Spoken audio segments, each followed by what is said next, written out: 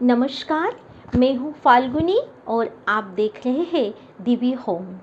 सावन मास के शुभ अवसर पर आज इस वीडियो में हम जानेंगे नमः शिवाय इस मंत्र की उत्पत्ति कैसे हुई तथा इस पंचाक्षर मंत्र के एक एक अक्षर का मतलब कितना गहरा है और कौन कौन से तत्व को विदित करता है उसके बारे में। नमस्कार, मैं हूँ फाल्गुनी। एक बार फिर से मेरे दिव्य परिवार का हार्दिक स्वागत है। सावन मन भावन के उपलक्ष्य में भगवान शिव की कृपा आप सब पर बनी रहे। मेरे एक व्यूअर्स ने मुझे पूछा है कि आप ओम नमः शिवाय मंत्र की उत्पत्ति कैसे हुई तथा इस मंत्र के एक एक अक्षर का मतलब क्या है, उसके बारे में हमें जानकारी दें। दर्शकों, एक बार हम वापस आपको बता देते हैं कि आपके द्वारा लिखी गई कमेंट के हिसाब से ही हम आगे के वीडियो बनाते हैं, क्योंकि ये हिंदू सनातन धर्म की चैनल है। यहाँ पे कोई कपोल कल्पित बातें का या विवादित बातों का मतलब नहीं रहता। यहाँ जो हिंदू सनातन धर्म में पूर्ण वैज्ञानिक और आधारित बातों के बारे में ही हम चर्चा करते हैं। तो आइए जानते हैं नमः शिवाय इस पंचाक्षर मंत्र तथा यदि उसमें ओम जोड़ा जाए तो ओम नमः शिवाय इस षडाक्षर मंत्र के एक एक अक्षर का मतलब क्या है। लेकिन इससे पहले कि हम चर्चा आगे बढ़ाएं, मुझे यकीन है कि आप जल्दी से कमेंट बॉक्स में लिखेंगे ओम नमः शिवाय और मेरे चैनल को सब्सक्राइब करेंगे। वैसे नमः शिवाय मंत्र की उत्पत्ति भगवान शंकर ने खुद भगवान जब सृष्टि की रचना हो रही थी तब भगवान श्री ब्रह्मा के सामने की थी। जब पूरा ब्रह्मांड की उत्पत्ति हो रही थी और सृष्टि के रचयिता ब्रह्मा भगवान शंकर के पास उनकी शक्तियों के बारे में जानने गए, तब भगवान शंकर ने उसे पंच तत्व के बारे में बताया कि जब आप सृष्टि की रचना करते हो तब मनुष्य से लेकर छोटे छोटे जीव जंतु तक पंच तत्व उनके शरीर में विद्यमान होने चाहिए। यही पंच तत्व जो पृथ्वी, जल, वायु, आकाश और अग्नि है, वही पंच तत्व को नमः शिवाय मंत्र के एक एक अक्षर उसी पंचतंत्र को लेके चलते हैं। इसीलिए जब ब्रह्मा जी ने कहा कि ये पंचतंत्र क्या है, तब भगवान ने नमः शिवाय इतना बोल के उस मंत्र के जो गूढ़ अर्थ है उसके बारे में भगवान श्री ब्रह्मा को बताया। ये जो पूरी कहानी है वो लिंग महापुराण तथा शिव महापुराण में भी मौजूद है। आइए जानते हैं नमः शिवाय मंत्र के एक एक अक्षर का क्या मतलब हो सकता है। सबसे पहले जानते हैं नमः शिवाय में 9 अक्षर का मतलब। वैसे नमः शिवाय मंत्र में 9 अक्षर जहाँ से शुरू होता है, वहाँ से जब हम शिव पंचाक्षर स्तोत्र में की ओर रुख करते हैं तो पता चलता है कि यहाँ पे एक एक अक्षर का कितना सुंदर वर्णन आदि गुरु शंकराचार्य ने किया है।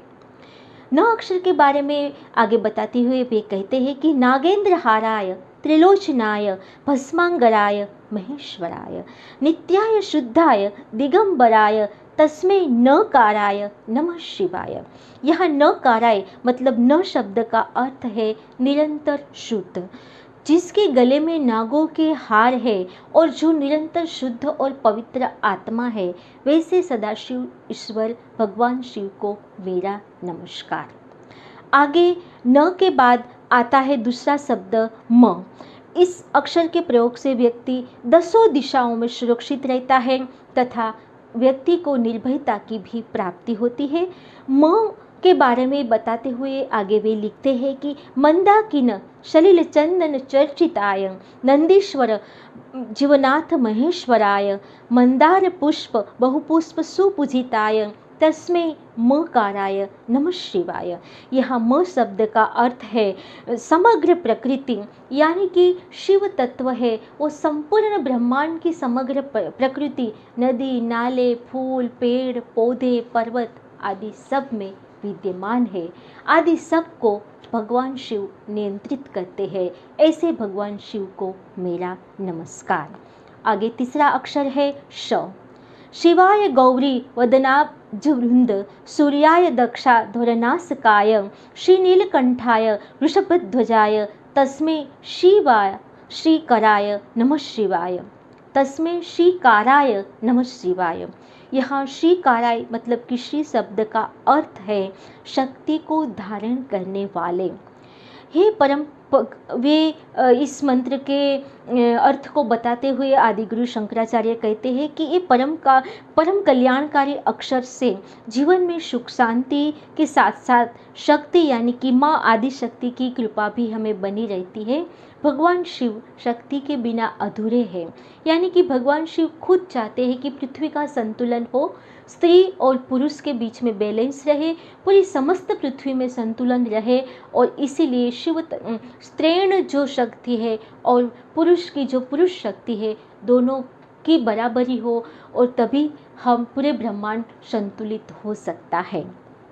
आगे वो अक्षर की बात करते हुए लिखा है कि वशिष्ठ कुंभोद्धर गौतमाय मुनीन्द्र देवार्चित शंकराय चंद्रार्क वैश्वानर लोचनाय तस्मै वकाराय नमः शिवाय।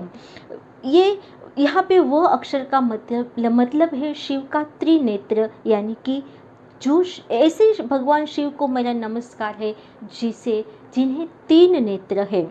3 नेत्र यानी कि भगवान के प्रचंड ऊर्जा के स्वरूप का यहाँ पे वर्णन किया है। वे ऐसे भगवान शिव कि जिसके तीसरे नेत्र में प्रचंड ऊर्जा समाहित है, जो ऊर्जा पूरे ब्रह्मांड के ग्रह और नक्षत्रों को भी नियंत्रित करती है। वो मेरे ग्रह नक्षत्र भी ठीक करे, ऐसे सदाशिव को मेरा नमस्कार।